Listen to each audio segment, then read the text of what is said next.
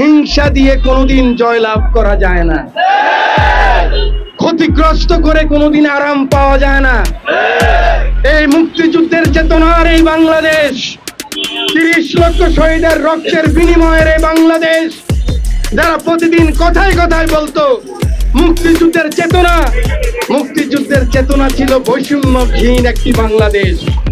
মুক্তিযুদ্ধের চেতনা ছিল ধর্ম, বর্ণ, গোত্র নির্বিশেষে আমরা সকলে ভাই ভাই। সেই বাংলাদেশ নষ্ট করেছে এই ফ্যাসিস্ট আওয়ামী লীগ, সেই বাংলাদেশ নষ্ট করেছে এই স্বৈরাচারী আওয়ামী লীগ। আজকে আল্লাহই তো সে বিচার করে দিয়েছে। বেগম খালেদা জিয়া তো পালাই যায় নাই, বেগম খালেদা জিয়াকে হত্যা করার জন্য বিষ প্রয়োগ করা হয়েছে, কিন্তু আজও উনি বেঁচে আছে। আমি বক্তব্য দীর্ঘায়িত করব না। যারা বাংলাদেশকে ভালোবাসেন, যারা জিয়াউর রহমানকে ভালোবাসেন, যারা খালেদা জিয়াকে ভালোবাসেন, যারা বৈষম্য বিরোধী এই ছাত্র আন্দোলনের নেতৃবৃন্দকে ভালোবাসেন, আমরা আবু সাহেবকে কিভাবে ভুলে যাব? আমরা রংপুরের আবু সাহেবকে আমরা কিভাবে ভুলে যাব? আবু সাহেবের রক্তের ঋণ আমরা কিভাবে শোধ করব? মুগ্ধের রক্তের ঋণ আমরা কিভাবে শোধ করব? শুধু এখানে মুসলমান মারা যায় নাই, এখানে হিন্দু ছেলে মারা গিয়েছে, এখানে হিন্দু মেয়ে মারা গিয়েছে।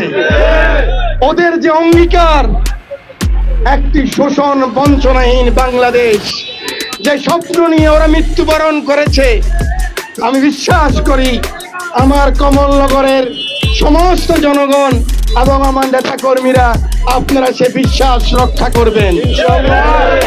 আমরা যেন আবার পালিয়ে যেতে না হয় এমন কোন আচরণ আমরা করব না। আমি আর বক্তব্য দীর্ঘায়িত করব না, শুধু বলবো আমরা ভাই ভাই ঠাই ঠাই হয়ে থাকবো। কিন্তু একটি কথা মনে রাখবেন, আজকেও কিন্তু একজনের জান নষ্ট হয় নাই। 5 তারিখের পরে কি কমলনগর একটা লোক খুন হয়েছে? তাহলে একটু আপনারা লুকায় থাকেন কিছুদিন, নেতা কর্মীর সামনে পড়েন না। আপনাদের দোকান পাট মাল সব আমরা পাহারা দেব, আমার ছাত্ররা পাহারা দিবে, বৈষম্য বিরোধী ছাত্ররা পাহারা দিবে, ইসলামী ছাত্র শিবিরের আমার ছেলেরা পাহারা দিবে। কিন্তু যে অপরাধ করেছেন অবশ্যই আপনাদেরকে নিয়মতান্ত্রিক ভাবে, আমরা তো ওই কালো আনোয়ারের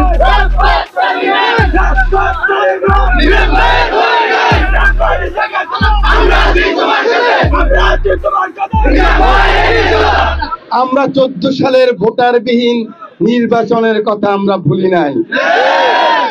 এই কমলনগরে কোনোদিন অস্ত্রের ঝনঝনানি ছিল না। ওই কালো আনোয়ারের কথা মনে আছে আপনাদের? সে এখানে সন্ত্রাস সৃষ্টি করেছে। আমি আজ কারো নাম বলতে চাই না, কারণ আমাদেরকে ধৈর্য ধরতে হবে। ইন্নাল্লাহা মা'আস সাবিরিন, ধৈর্য ধারণকারীকে আল্লাহ পছন্দ করে, আল্লাহ ধৈর্য ধারণকারীর সাথে আছে। আপনারা যারা এই আন্দোলনে ছিলেন বন্ধুরা, দীর্ঘদিন আপনারা আমাকে নিজান বলেন নাই, আপনারা আমাকে এমপি সাহেব বলেছেন। এটাই আপনাদের কাছে আমার বড় পাওনা। অতএব যদি আপনারা আমাকে ভালোবাসেন, কোন দোকান, কোন মানুষের কোনো ক্ষতি করা যাবে না। আমরা সারা বাংলাদেশে মানুষের কাছে, বিশ্ববাসীর কাছে প্রমাণ করে ছেড়েছি ইতিমধ্যে যে রামগতি কমলনগরে এখন পর্যন্ত একজন লোক হত্যা হয় নাই, আওয়ামী লীগের একজন হিন্দু ভাই ক্ষতিগ্রস্ত হয় নাই। এটাই আমাদের বড় সম্মান, এটাই আমাদের বড় পাওনা।